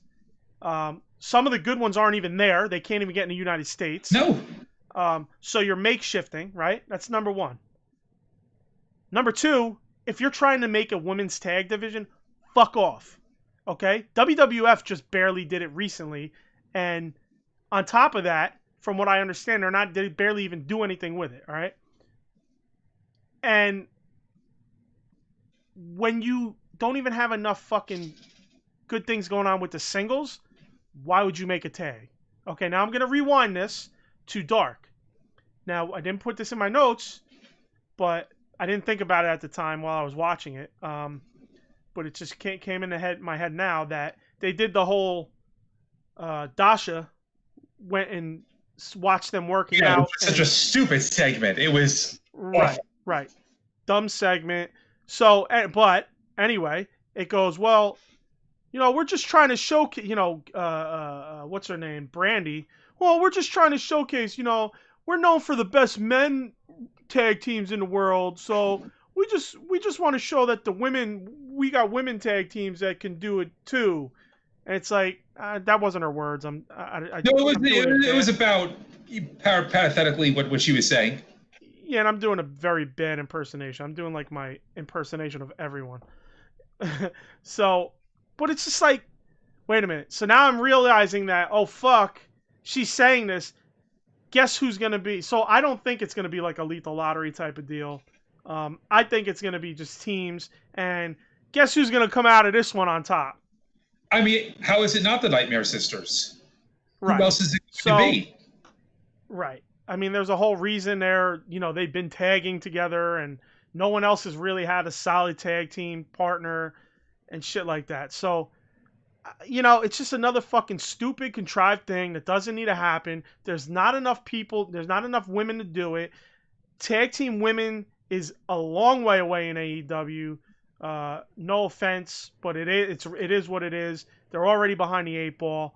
All right. We've highlighted the good of the women's division. We've highlighted the bad. Honestly, there's a lot of bad with little good. The little good is great, but the bad is just overwhelming. And, all right? And again, the quality notwithstanding, I don't even think WWE at the moment would be able to do an 18, 16 women tag team tournament. I don't think they have enough on their roster to do it either. They have more women than AEW does. Here's the deal. AEW is going to bring people in for this. So they're not just going to use who they have. So that aside, it's still a dumb idea. It's still makeshift and it's still stupid. Exactly. Yes, it's still a dumb idea. I don't know. I'm not fathoming why this is a thing. This is literally like a slight segment, like a commercial that they put out basically, and this has got us ranting for a while here. But yeah. It's almost not worth our time, but it's got to be worth our time because it's just absurd. It's just absurd. Why? I feel like, and again, I hate to say I just don't get it. I hate to say it because I have no position to say that this is true or not, and so it's not fair necessarily. But I do really have to wonder if this is a Brandy thing. It's definitely a Brandy flexing thing. her, I want to do this, and Cody's like, okay, it's not going to look right. Oh, I don't care, I want to do it anyway. It's most definitely a Brandy thing, and if it ain't, it's a Kenny thing because Kenny deals with a lot with the women. All right. I hope it's not, but Kenny has some wonky fucking ideas too. As much as I love Kenny, I'm not interested in intergender tags. I don't care. I don't think there should be an intergender title. No. This isn't fucking DDT. This isn't, that's just too much for me. And you mentioned flying people in for this. Could you even, at the moment, fly anybody in? Oh, yeah, they're flying. Who do you think these jobbers are? There's some local guys, but now they're starting to fly guys in. Where do you think Kingston's? Kingston don't live in Georgia or Florida. All right, I'm surprised. I didn't think they were flying anybody in yet, as far as from overseas, considering. But no, not overseas, from other states. Oh. There's plenty of women around, Okay. I mean, listen, I thought you meant like from Japan and such. They may bring No. But man, like, fucking, come on, man, come on, just can we stop? Can we get rid of this fucking whatever the fucking Nightmare Sisters? Can we stop? I guarantee that's what this is all about. It's bullshit. They need to just get Allie on her own, get her to the echelon, and that's the end of it. Allie, from everything I've seen, is a fucking stud. Yeah. Well, I mean, that's not the term to use for a female, but no, you get what I'm saying. Absolutely. She is a good wrestler. She's got what it takes. She should be in there with everybody else. Exactly. She should be the one going at Shida right now. Yeah. It shouldn't be some fucking Nightmare Sister bullshit. All right. I'm over the Brandy thing. Early on, I gave it a pass. Hey, what's up, Kenny? Thanks for joining us, man. I kind of like gave that whole shit a pass, the whole Nightmare Collective thing. I was into it. Like, I was like, all right, let the burn happen, let it happen. It got to a point where they dumped it. I actually liked what they were doing with her with the psychiatrist. Yep. That turned out to be a fucking teddy bear. I like that, but then they kind of just scrapped it. But now they're getting in the weeds with Brandy, and I'm like, okay, stop throwing Brandy at the wall to seeing where she sticks. You know what I'm saying? I agree. They're literally taking, that new action figure she's getting? Yeah. They're putting double-sided tape all over her, and they're just going to start throwing her at the wall and seeing where she sticks. So that's my opinion. I mean, I don't know if you have anything else to say on that. I don't want to get too... You and I were on the same page with it. When they announced it, I literally started laughing out loud when they announced it. I was like... Yeah, I shook my head. How does this work? Awesome, Kenny. Thank you, brother. Thanks, Kenny. All right, so I'm taking the flames down here. All right, we're gonna cool down. We're gonna cool down. The flames. It's pretty funny. Woo! We're gonna cool down. We're gonna cool down. Podcast is on fire. So then we roll into Jericho. He does a promo. Wasn't the best promo in my opinion. I feel like sometimes I'm starting to get to the point with Jericho where Jericho's starting to feel a little stale. Yeah, the whole thing with Luchasaurus isn't really a dinosaur, but we're going to still make him extinct, and you're kind of expecting that dad joke slow clap to happen from that. It's like, okay, all right, that's all right, whatever. Yeah, he is getting a little stale, unfortunately. I do think so, and that's they got to be very careful with that.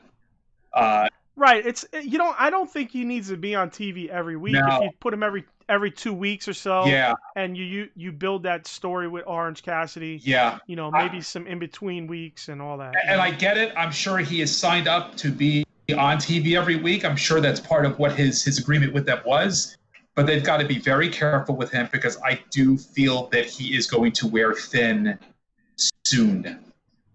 Yeah. At the moment. I just, again, he's definitely somebody. He's great. He reinvents himself. He comes up with these catchphrases. They become shirts and they sell. And I totally get it. But we are getting to the point, I think, with him where less has to be more. Right, 100%. So, all right. So then we slide right into Butcher and the Blade versus the Bucks. You got the camera following the Bucks to the back. Now they're going to look for Butcher and the Blade. since it's a false count anywhere, I believe it was. Was it a false count anywhere? Or? False count anywhere, okay. yeah.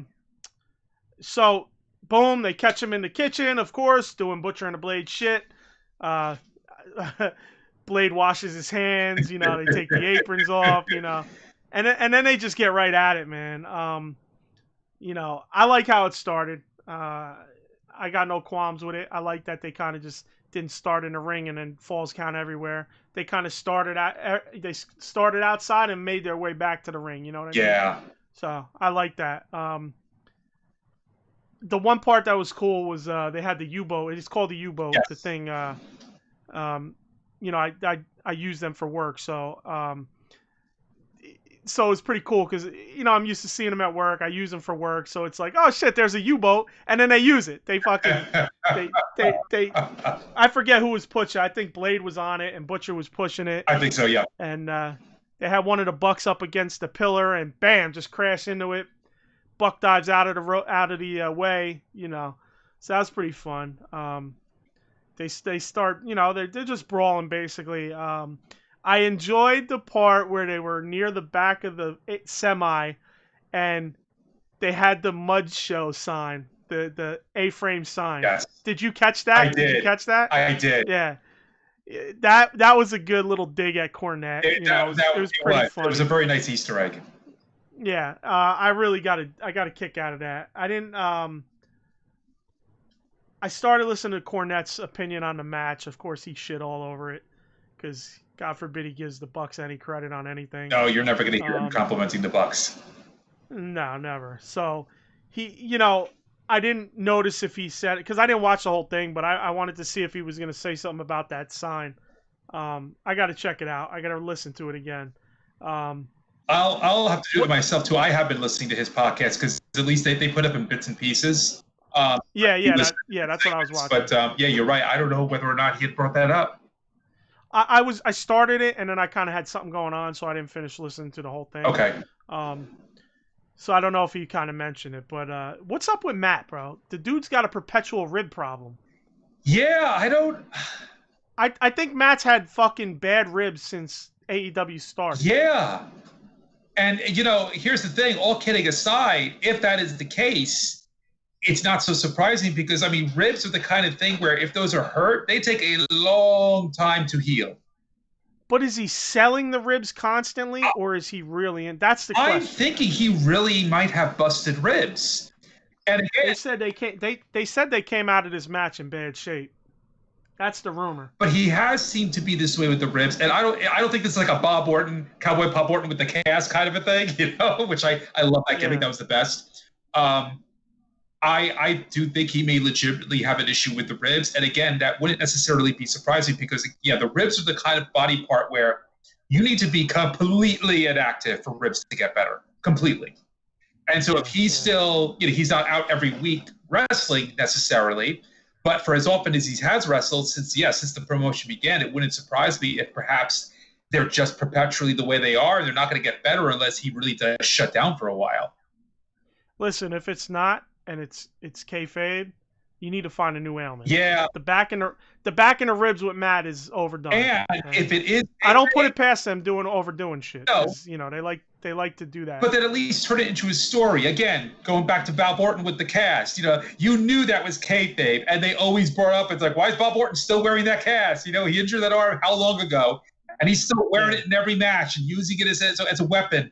At least turn it, do something with the storytelling with it. If in fact, because here's the thing, if it is kayfabe and they're not bringing it up in storytelling, then what are you doing? What's the point?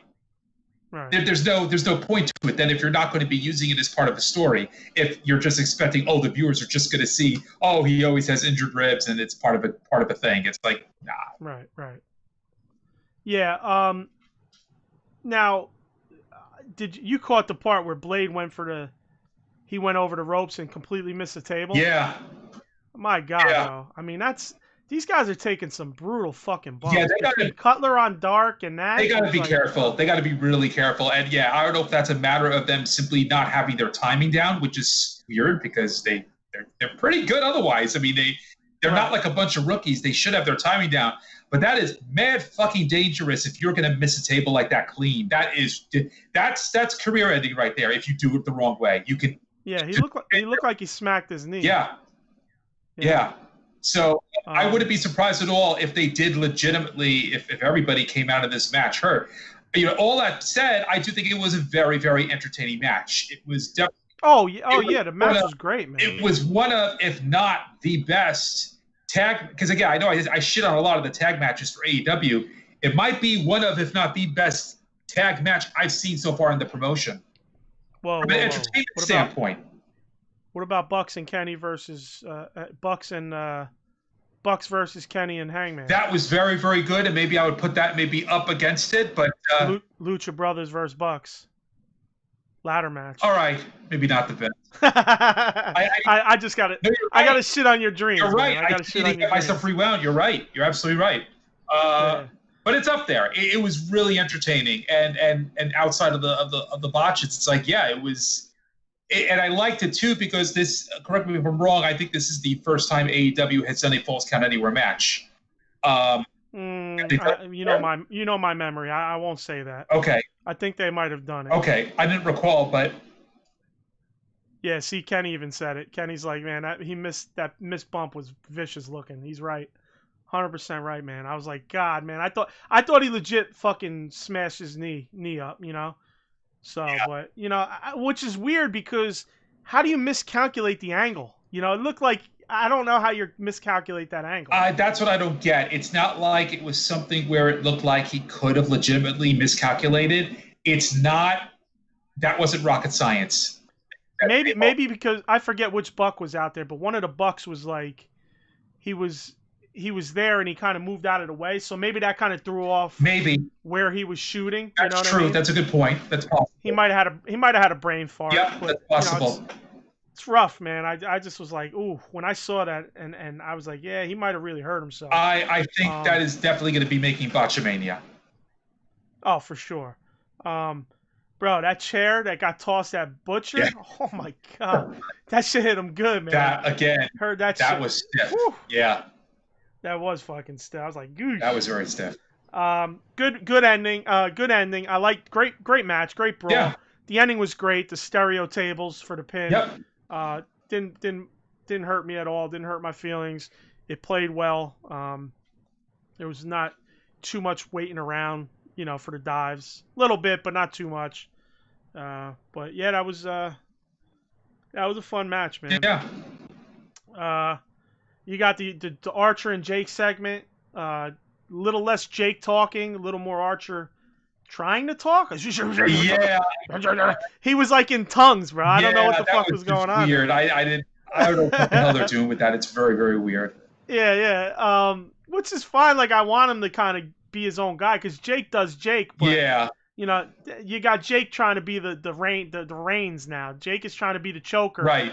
And maybe now they're gonna try to let Archer do a little more to talk. Yeah. But not bad, not amazing. I enjoyed him putting the dude through the ceiling, and then Britt Baker in the fucking one dude. He fucking gave him the Britt Baker. Literally, dude. Like the way he stuffed that guy, I was like, he kind of just like whoop. Yep. It looked like a clean shot. He didn't hit any of the sides or nothing. Yep. And he vanished. That wasn't the biggest thing, but that guy vanished. I mean, he wasn't a big guy, let's be honest. But that wasn't the biggest fucking garbage either. No. And that dude vanished. He didn't hit any sides. I was like, holy shit, bro. It was funny though. I enjoyed that. It was funny, but good at the same time. Yeah. If you know what I'm saying. It wasn't a bad funny. It was just like a chuckle funny. Yeah. You know how sometimes we say it's a little like it wasn't goof. You know what I mean? Right. But it was funny. So yeah, that was pretty good. The aggressive toss in the bin was pretty cool. And what you got on that segment? No, I agree. It was it was funny. It was almost cartoonish actually. Right. But no, yeah, I enjoyed it. Not in a bad way, though. Not in a bad way. Just yeah. Like there could be cartoonish shit in a bad way, but I didn't feel it was. No, I agree. Yeah. So all right, so we'll go to Ivelisse and Diamante. Listen, all I keep hearing is Ivelisse. Bro, this match was trash. It was, and I keep calling her Evil Lynn. It's like, and I just, every time I hear the name, I'm just like, Evil Lynn? Ivelisse. Okay, whatever. And the way she did not look good at all, man. But Diamante looked better. Yeah, not to interrupt you, I'm sure Ivelisse will be part of the 16 women tag team tournament. Oh yeah, she will be, of course. Of course. Listen. Let's be honest. Maybe we just got a bad match from her, but you don't want to go on national TV and have a match like that. No. You really don't. I mean, I don't. I thought Diamante looked. That's her name, right? Diamante. Yeah, I hope I'm not calling her. She looked way cleaner. Yeah, man. she did. You know, kind of early on took me out of the match. I'll be honest. I didn't focus too hard on it. I mean, frankly, the most entertaining part of the match was Big Swole on commentary. Oh yeah, the huge picture-in-picture. Yeah. Yeah. I mean, and that's pretty bad. Normally I have a pet peeve with side commentary. WWE does it a lot too, where you'll have somebody on commentary and they keep cutting and showing them, and cutting and showing them. It's like, let me just watch the match, refocus on the match. Yeah. When you're at the point where the commentary is more entertaining than the match itself, you know there's a problem. Then you got a problem. And that's what happened here. That is exactly what happened here. Big Swole commentary, much more entertaining than the match itself. Right. And the fact that they made it 2/3 of the screen, which was, kind of tells you what they felt about the match. Exactly. So we get to Hangman versus 5. Good match, both guys, Yeah. I'm not sold on Alan Angels. He's too small for me to be. Yeah, I agree. He's good in the role as 5, in my opinion. Yeah. But he's a good. Here's the thing, I'm not sold on him as a regular not even a mid-card talent. Yeah. Just because of his size, honestly, he could work. I hate to say that he could work well, but he's almost like a guy that you would, I'm just not vibing with him in terms of being like a mid-card guy. What else went on in that? I do like the use of Dark Order when at the end with Hangman and kind of do that like Kenny Hangman divide. Even though there wasn't a negative interaction with Kenny and Hangman, I do like that they used it with FTR coming out for the save and Kenny being a day late and a dollar short. It worked well. It wasn't a direct, Hangman wasn't pissed at Kenny, but it's that seed that's slowly germinating. This is where they're doing a good job with the slow burn, with separating them out. It was a nice post-match segment, and the Dark Order was a great vehicle for getting this going. So yeah, I agree. Well, it was well done. Yeah, well worked with the Dark Order. I do like where he was like, I don't think I'm ready to join a cult. Yeah. That was pretty funny. That was pretty good. So then we get Jurassic Express versus Jericho and Jake Hager. Now, let's talk about this match and get through it fast because the end is more interesting for me. Same. So, good match. They all did good. I don't like Jericho. Jericho being the professional that he is, he kind of like did that awful strolling. Yeah, no, Kenny just said that payoff needs to be saved for fans. Bro, I'm 100% with you. I felt like they were trying their best to push off that Kenny Omega split, Kenny and Hangman split, till fans came back. But I think they've kind of ramped it up a little bit because it works well with FTR, Bucks, and them with the titles being there, and B, I just think fans are so far away that they had to re-ramp it back up. I was going to say, I'm glad that came up because I think that does need to be addressed. I really do think that, unfortunately, with where we are right now, there is no timetable whatsoever for when you can bring fans back. They can't allow that to hold off the storytelling, unfortunately. It's unfortunate. It's something that WWE is dealing with as well at the moment, where you're seeing that they are trying to hold back on certain aspects of their storytelling, thinking, well, any day now, any day now, any day now. It's going to be a fucking while, in my opinion. Bless you. Before you can bring fans back in and have any storytelling wrapping around them. It's unfortunate, but it is unfortunate. If wrestling is going to continue, I think that unfortunately they have to continue under the assumption that you will not have any fans for the foreseeable future. And I'm talking the rest of this year, probably going into next year. They got to do. It's sad because that was hot, man. Yeah. I thought, everybody felt like, oh, Hangman's going to turn. I was like, Hangman's not turning. It's going to be Omega. Oh, yeah, absolutely. It was going to be Omega, in my opinion, the whole time. Yeah. It's going to be, the cleaner. We need the cleaner, man. Yeah. I like heel Kenny, and that's when Kenny's going to be at his best. And I 100% agree with you, Kenny. I really, okay, I agree with you that that's when it should happen. I can't agree that that's when it's going to happen. Only because, like we just said, unfortunately. Yeah, because you think about it. Sorry, well, I was just going to say, if you think about it, let's say you want to say, let's hold this off for the fans. Let's say, at best, you've got fans coming back, if you're lucky, spring of next year. That is a long wait. It's a long time. You can't, and this again goes down to you can't let this simmer and simmer until then. This is again where you have to get to where you need to get to with the storytelling already, and it is unfortunate. I just think that where we are right now, fans are not a possibility for a long time. They're going to have to do what they're doing storytelling wise and just make it as good of a product as it can be and keep people coming back. Yeah, it's rough. It does suck because there was so many. Hangman was just going in such a great direction, and it lended itself perfectly for him to stay face and Kenny to turn heel.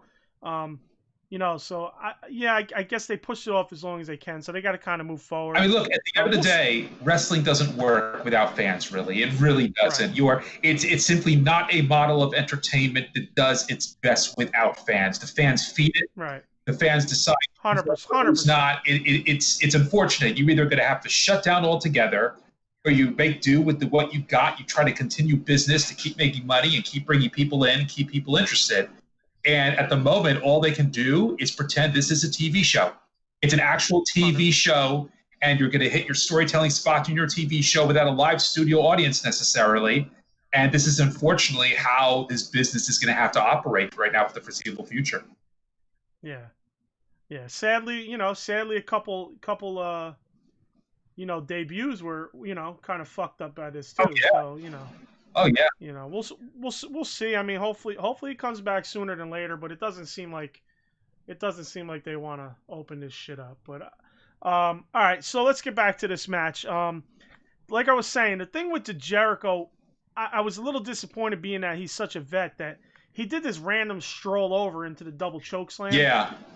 Thing. You did catch that. Okay. I did. It's another lead-in thing. Like, again, it was not like just another whole lead-in thing. It's just looks bad, man. It's like, you're just walking over to take the move, Yeah. Disappointed in Jericho on that. Seeing how much of a veteran he is. But again, he's a vet and he's great, but he is getting slower and he's getting older. But he's smarter, man. He's smarter than that. He's smart. He's smarter than that. His mind might have been telling him something different from what his body was telling him at that moment. It's quite possible. Maybe, or you're just trying to do, Other than that, it was a good match. Yeah. I mean, what do you got on the match? Then we'll get to the end. No, I agree. I mean, yeah, for me too, it was a very decent, tag match. Again, Luchasaurus. I continue to go with the opinion that I'd like to see Jungle Boy on his own. 100%. I get what they're doing here. Again, going back to the storytelling, they got to keep these guys together. They got to keep this going rolling. But I do want to see Jungle Boy at this point by himself. I'm not impressed with Luchasaurus. I continue not to really be impressed with Luchasaurus, unfortunately. There's nothing terrible about him. He just doesn't do anything for me. it was okay. It was fun. It was a fun match. It was decent. Right. But again, I agree with you. The ending is where it was really at. So, and that's all I saw the match as was a platform to get to that ending. So okay. Sammy's back. Basically, you got Sammy coming in. They're attacking Jurassic Express, beating him down. Sammy comes in under what the hell's the guy's name? Oh, it was Serpentico. Oh my god. Serpentico, right. He's got Serpentico's gear on. And as soon as he hit the ring, I was like, that's fucking that's Sammy, Yeah. I'll tell you this. I thought it was Sammy, but I was like, for some reason I didn't feel the movement and the body was Sammy. Right. If that makes sense. Right. Then he hit the shooting star. I thought he might do the 650 or whatever he does. Yes. I thought he might do that, and that would definitely give it away. But then when I saw his eyes when they close up on the mask, I go, okay, it's definitely Kenny. I'm sorry, definitely Sammy. I thought it was Sammy, but I was like, I don't know. He's kind of not moving 100% like Sammy. Yeah, the eyes told the story. Right. I felt like Sammy's a little bigger than he seemed in the costume. Right. But for me, I popped like a motherfucker because me, I'm a big Sammy mark. He's probably my favorite guy in AEW. I'm not gonna get deep into all the shit. I'm just happy he's back and he did his time. We'll leave it at that. We're not gonna go in the weeds with the bullshit. Yeah. We don't listen. We don't want any issues left or right of the center line. Agreed. We got fans on both sides. We got fans in the middle. We have opinions in all different directions. Yes. So let's leave it at that. I'm happy Sammy's back. So they do the beatdown. Sammy's back. In comes Orange Cassidy with Best Friends to make the save for Jurassic Express. Now, again, 2 seconds after they run them off, you've got the announce team going, they signed the 5 vs. 5 match for next week. Like, yo, let the fucking thing breathe and announce it later in the week on Dark or on social media or something else. Announce it that night, have them come to the ring for an opening segment, yak it out in the ring, and then... No, but they did it because of the run in and save. So you got to do it after the show. No, it can't be. I get what I meant is that you could have waited until next week. They open the show. Oh, gotcha. Yeah, they open the show. This is part of the problem I have with AEW. They announce all their matches in advance. You don't really have a lot of surprises. This was something where, you could have left it alone. You got the brawl. You end the show. Let it breathe. And then next Wednesday, they open it up. And then because they show a recap, right? Boom. Yeah. This happened. This tonight, 5 vs. 5. That's it. Inner Circle versus Jurassic Express and the Best Friends. Boom. You're done. It's set up for the main event. Right. Demo God does his thing. Right. Demo God makes the numbers. Boom. That's it. Who's signing right now? These guys are fighting the ring. Quick, someone in the back, sign the match. It's like, what the fuck are you talking about? Yeah, like literally, they just ran him out of the ring. It's ridiculous. And they're going, it's ridiculous. Oh, they signed a 5 vs. 5 match for next week. I'm like, what? Yeah. Like, let it simmer, let it breathe, let it fucking percolate. And come to think of it, has AEW ever done that? Have they ever had something where you open up a show, which then leads to a main event? Have they ever done that yet? I think they've done it a few times, but I think it's like... It's rare. I think it's after a lot of criticism that they're not doing certain things. Because they do listen to criticism, but obviously we don't have the type of voice that some places have. Yeah. So they're not listening to us going, you know what? They said we need to percolate this a little bit. So next week you won't have that for the next thing. You know what I'm saying?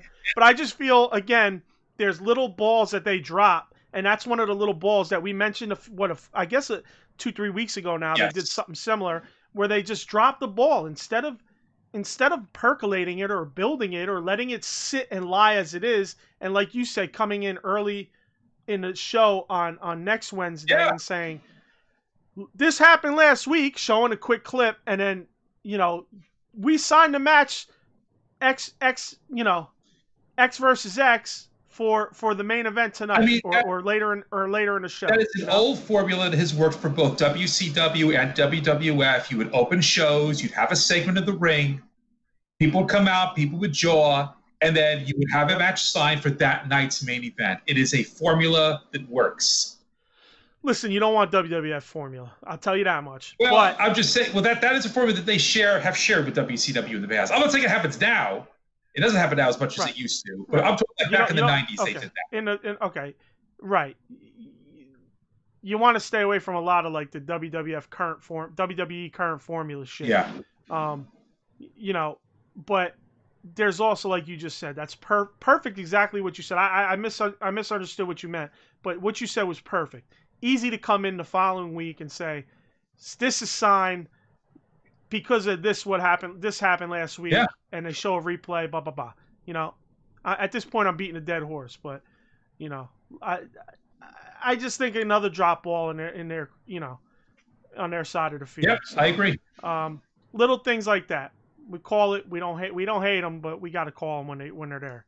So, you got anything else for this week on any of the shows or anything miscellaneous you thought of? No, it's just like you said at the beginning. I think next Tuesday and Wednesday will be interesting. It looks like both Dark and Dynamite are loaded. It should be a good week. Dark is going to be good. Yeah, should be a good week. I didn't say early on, please like, share, and subscribe. Yes. Hit us on Skype. Get with us in the Skype chat, and then, we'd love to bring you on the show as guests. Hit us on Twitter at AEW Uncensored. Email AEW Uncensored Podcast at gmail.com. Comments, questions, ideas, what you like, dislike about the show, what we could change. Because listen, we criticize, so we'll take the criticism as well. Facebook, we have a page and a group, AEW Uncensored Podcast. Just search that in Facebook. Check us out on all the apps, iTunes, Google Podcasts, any other app out there for the podcast version. Uncensored Alliance is our website. Catch everything there as well. YouTube, obviously, like I said, like, share, subscribe. Rate us on iTunes. That's huge for us. Click the bell when you subscribe so you know when we go live. We go live every Sunday. Currently at 4:05. We may bring that down to 3:05 when Alan's back in New York. Yeah. So he will be on the same time zone. We want to thank Red Andrews for the subscription. Thank you. We also want to thank Eddie for being on earlier, and Kenny, thanks for joining us in the chat. Yes, thank you. Much appreciated. I know you came in a little late, but we appreciate that. So thank you, everybody, and we will talk to you soon. Yep. Have a good one. Peace. Peace.